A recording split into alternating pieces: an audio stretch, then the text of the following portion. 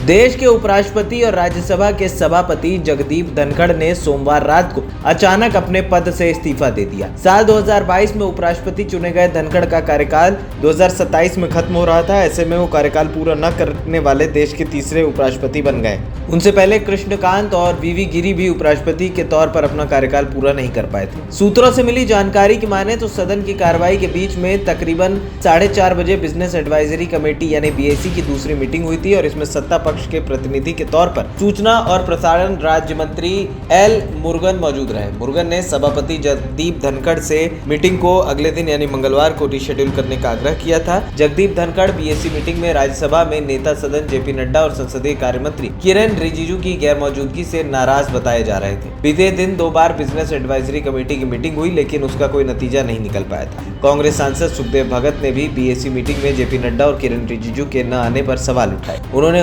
उपराष्ट्रपति धनखड़ के इस्तीफे को बिहार विधानसभा चुनाव से जोड़ते हुए कहा कि धनखड़ के इस्तीफे की पटकथा पहले ही लिखी जा चुकी थी। उन्होंने बताया कि सदन में जेपी नड्डा ने कहा था कि मेरे शब्द रिकॉर्ड में दर्ज होंगे। ये सीधे तौर पर चेयर का अपमान था। कांग्रेस सांसद सुखदेव भगत ने कहा कि बीजेपी चुनाव को ध्यान में रखते हुए हर फैसले लेती है। बिहार चुनाव नजदीक है और राज्यसभा के उपसभापति बिहार से हैं। उन्होंने संकेत दिए कि बीजेपी हरिवंश को उपराष्ट्रपति बना सकती है। साथ ही सुखदेव भगत ने आरोप लगाया कि बीजेपी ने धनखड़ को परेशान किया और उन पर अपनी शर्तें थोपने की कोशिश की। कांग्रेस के वरिष्ठ नेता जयराम रमेश ने भी इसी ओर इशारा किया। उन्होंने एक्स पर पोस्ट करते हुए कहा कि दोपहर 12:30 बजे जगदीप धनखड़ ने राज्यसभा की बीएसी की अध्यक्षता की। इस बैठक में सदन के नेता जेपी नड्डा और संसदीय कार्य मंत्री किरेन रिजिजू समेत ज्यादातर सदस्य मौजूद थे। थोड़ी देर की चर्चा के बाद तय हुआ कि समिति की अगली बैठक शाम 4:30 बजे फिर से होगी। वरिष्ठ कांग्रेस नेता रमेश ने कहा कि शाम 4:30 बजे समिति के सदस्य दोबारा बैठक के लिए जमा हुए। सभी नड्डा और रिजिजू का इंतजार करते रहे लेकिन वो नहीं आए। रमेश ने कहा कि सबसे हैरानी की बात यह थी कि जगदीप धनखड़ को व्यक्तिगत रूप से ये नहीं बताया गया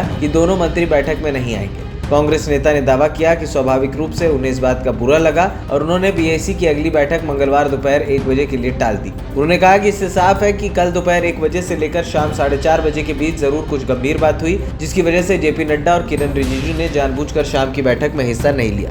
रमेश ने कहा कि जगदीप धनखड़ नियमों, प्रक्रियाओं और मर्यादाओं के पक्के थे लेकिन उन्हें लगता था कि उनकी भूमिका में लगातार इन बातों की अनदेखी हो रही है। वहीं बीएसी की मीटिंग में न आने को लेकर राज्यसभा में नेता सदन जेपी नड्डा ने सफाई दी है। उन्होंने कहा कि मैंने और किरेन रिजिजू ने उपराष्ट्रपति की ओर से 4:30 बजे बुलाई गई बैठक में हिस्सा नहीं लिया क्योंकि हम किसी अन्य महत्वपूर्ण संसदीय कार्य में व्यस्त हो गए थे जिसके पूर्व सूचना माननीय उपराष्ट्रपति के दफ्तर को दे दी गई।